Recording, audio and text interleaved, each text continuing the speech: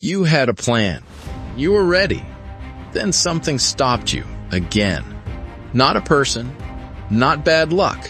You, your own mind stepped in and quietly convinced you to quit. That voice said you weren't ready, that you'd fail, so why bother? And you listened. You always do. Here's what's actually happening inside you. Your brain has one core job: keep you alive, keep you safe. It is not wired for growth. It is wired for survival. Every time you try something new, your amygdala, the brain's alarm system, fires a threat response, just like it would if you faced danger. A Harvard Medical School study from 2019 confirmed that psychological threat and physical threat activate nearly identical neural pathways in humans. Your brain genuinely cannot tell apart a job interview from a lion attack. And a 2021 study from Stanford found that repeated self-sabotage actually deepens neural grooves, making the behavior feel more automatic and harder to interrupt over time. Your brain isn't broken. It's overprotective. But you've been paying the price. Now comes the part you've avoided. Truth 1. The comfort zone isn't comfortable. It just feels familiar.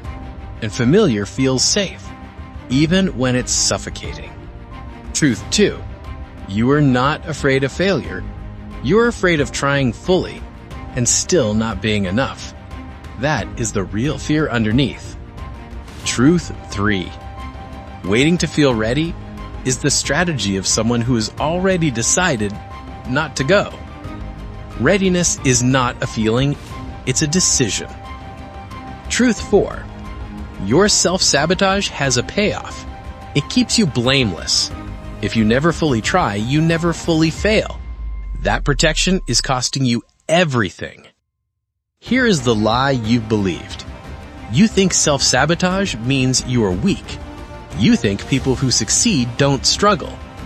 You think the problem is your willpower. Wrong. The pattern is universal.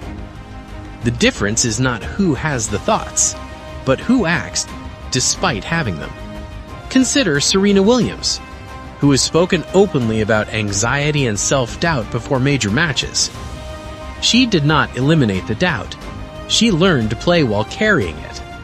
James Dyson built 5,126 failed prototypes before his vacuum finally worked. 5,000 times the mind could have said, "Stop, you're wasting your life on this." 5,000 times he chose the next attempt over the comfort of quitting. And then there's Wilma Rudolph, told at 9 she would never walk normally after polio took her mobility early. She became the fastest woman on Earth, winning 3 Olympic gold medals in 1960. Not by escaping her doubt or her history, but by outrunning the version of herself the world had already written off. The common thread is not the absence of fear, it is the refusal to obey it. So here's what you do, starting today. First, name the thought. Do not become it. When the voice says you will fail, say out loud, "That is a thought, not a fact." Distance creates power.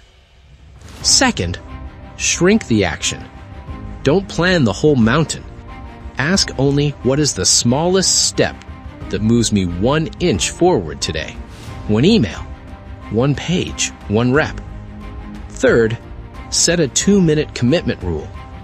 Tell yourself you will do the task for just 2 minutes, no more. Most of the time, you'll continue. The brain resists starting, not continuing. Fourth, track attempts, not outcomes. Reward yourself for showing up, not succeeding. This rewires the brain's reward system gradually, making action feel safer over time. You are not broken. You are patterned. Patterns built slowly can be rebuilt slowly. Every person you admire has stood in the same fog you're standing in now. They didn't see more clearly than you. They just kept moving in the dark. Change is not comfortable. It's not supposed to be. But staying stuck has its own pain, a quiet, grinding kind that compounds daily. The thought will come again tomorrow. It will sound convincing. It always does. But now you know what it is. Now you know it is not truth. Now you have a choice. Not to feel different, but to act anyway, exactly as you are. That is the only move that matters. Go make it.